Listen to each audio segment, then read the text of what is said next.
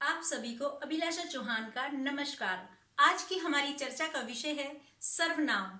व्युत्पत्ति परक अर्थ अगर देखें तो सर्व जमा नाम अर्थात सबके नाम।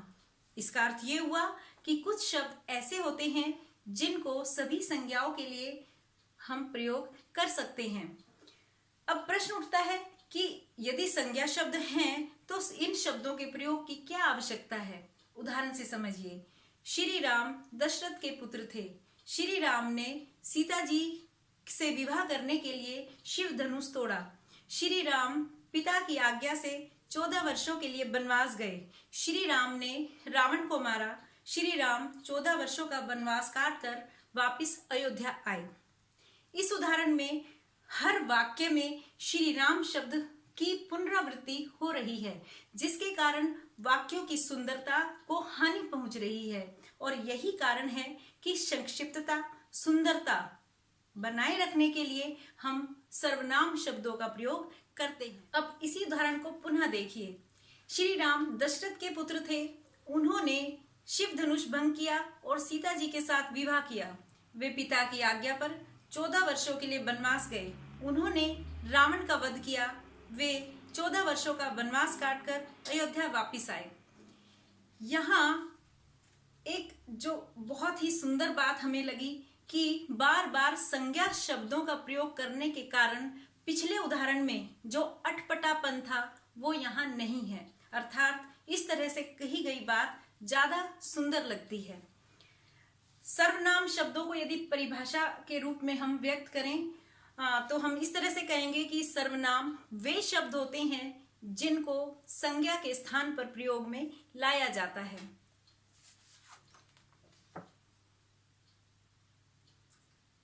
जैसे मैं, मेरा, हमारा, तुम, तुम्हें, तुम्हारा, वे, उसका, इसे, इसी प्रकार के सर्वनाम शब्दों का हम प्रयोग करते हैं।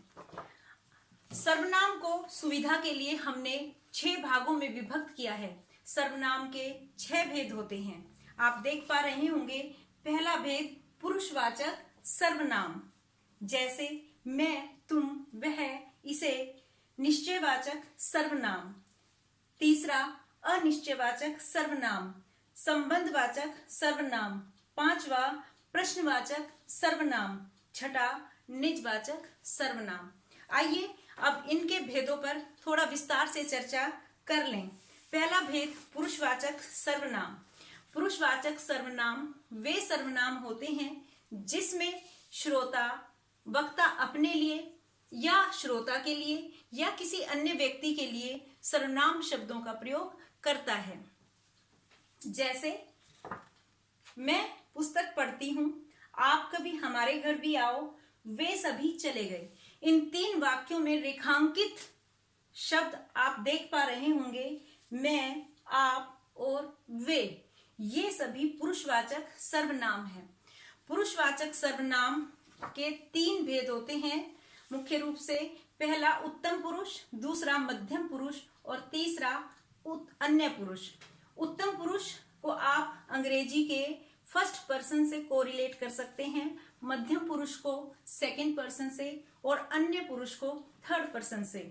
उत्तम पुरुष में अगर एक वचन देखा जाए, मैं, मेरा, हमारा, मैं, मेरा, मुझे, हम, हमारा, हमें। इसी तरह से मध्यम पुरुष में तुम, तुम्हारा, तुम्हें, आप, आपका, आपको। इसी तरह से अन्य पुरुष में वह, उसका, उसे, वे, उनका, उन्हें या उन्होंने। इस प्रकार से हम विभिन्न वाक्यों में इन सर्वनाम शब्दों का प्रयोग करते हैं। सर्वनाम का दूसरा भेद है निश्चयवाचक सर्वनाम, अर्थात जब हम दूर या पास स्थित व्यक्तियों के लिए, प्राणियों के लिए या स्थानों के लिए सर्वनाम शब्दों का प्रयोग करते हैं तो वो निश्चयवाचक सर्वनाम कहलाते हैं। उदाहरण देखिए। यह पुस्तक अंशु की है, वह घर मेरा है। यहाँ पर जिस पुस्तक के बारे में बात हो रही है वह एक निश्चित बात है।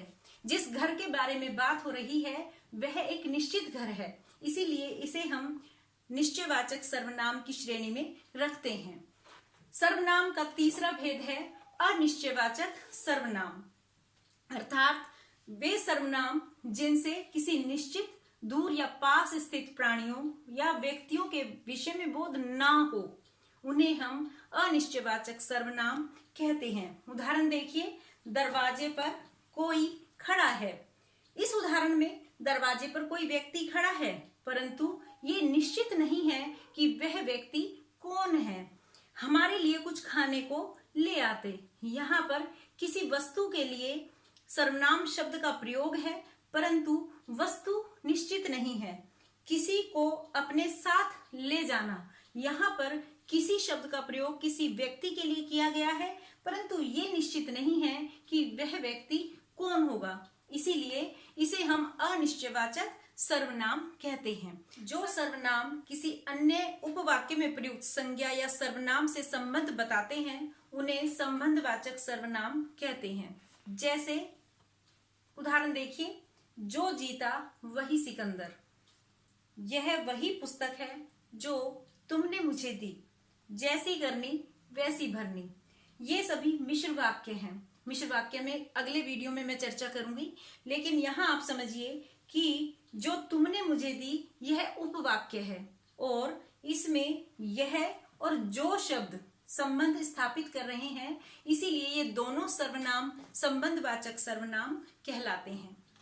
सर्वनाम का पांचवा भेद है प्रश्नवाचक सर्वनाम, अर्थात जब कोई प्रश्न पूछने के लिए सर्वनाम शब्दों का प्रयोग किया जाता है, तब उन सर्वनामों को हम प्रश्नवाचक सर्वनाम कहते हैं। उदाहरण देखिए, तुम्हारे पिताजी कब आएंगे?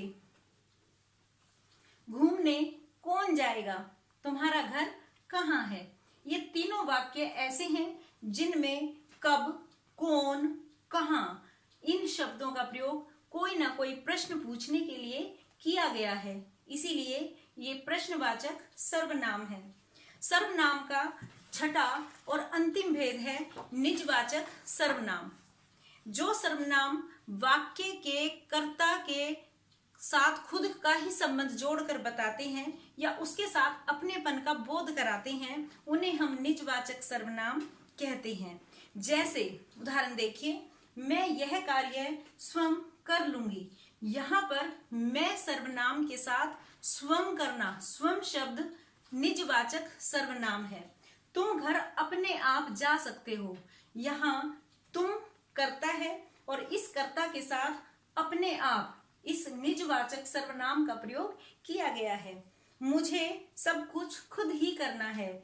यहाँ मुझे कर्ता है और इसके साथ खुद सर्वनाम शब्द का प्रयोग किया गया है। तो इस प्रकार से आपने सर्वनाम की परिभाषा और उसके 6 भेदों के बारे में जानकारी प्राप्त की। चलिए आइए जरा उसकी एक छोटी सी परीक्षा हो जाए। अभी आपके सामने कुछ वाक्य होंगे और तैयार रहिएगा। आपको उन सभी वाक्यों में सर्वनाम शब्दों को छांटना है और साथ ही उनके भेद को भी बताना है। पहला वाक्य है, उसने अपने आप ही खाना पका लिया। इस वाक्य में सर्वनाम शब्द आपको छांटना है। सर्वनाम शब्द है अपने आप और सर्वनाम का भेद है निजवाचक सर्वनाम। दूसरा वाक्य, हमारा यहां कोई नहीं। इस वाक्य में कोई शब्द सर्वनाम है और यह अनिश्चयवाचक सर्वनाम का भेद है। तीसरा वाक्य है, जहां चाहा वहां रहा। इस वाक्य में जहां और वहां ये सर्वनाम शब्द हैं और ये संबंधवाचक सर्वनाम का उदाहरण है। अगले वाक्य में वह पढ़ने में तेज है। वह शब्द सर्वनाम है और यह पुरुषवाचक सर्वनाम है। अगला वाक्य, कोई मेरी बात सुनो।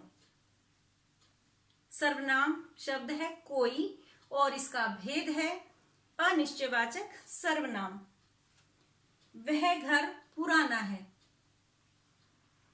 सर्वनाम शब्द है वह और इसका भेद है निश्चयवाचक सर्वनाम। आज हम क्या खाएंगे? सर्वनाम शब्द है क्या और इसका भेद है प्रश्नवाचक सर्वनाम। मैं समझती हूं कि आप सभी ने सफलतापूर्वक इस कार्य को पूरा किया होगा और आज आपने सर्वनाम की परिभाषा के साथ साथ उसके भेदों के विषय में जानकारी प्राप्त की और मैं उम्मीद करती हूं कि आप सभी इसके विषय में परीक्षा में लिख पाने में सक्षम हो गए होंगे और इस नई जानकारी के लिए आपने जो समय दिया और इसको आप अपने जीवन में भी प्रयोग कर पाएंगे और जब भी किसी तरह की एक्सरसाइज होगी, कोई भी कार्य प्रपत्र आएगा, आप उसमें सर्वनाम शब्दों को पहचान पाएंगे, उसका भेद बता पाएंगे। इसी शुभकामना के साथ नमस्कार।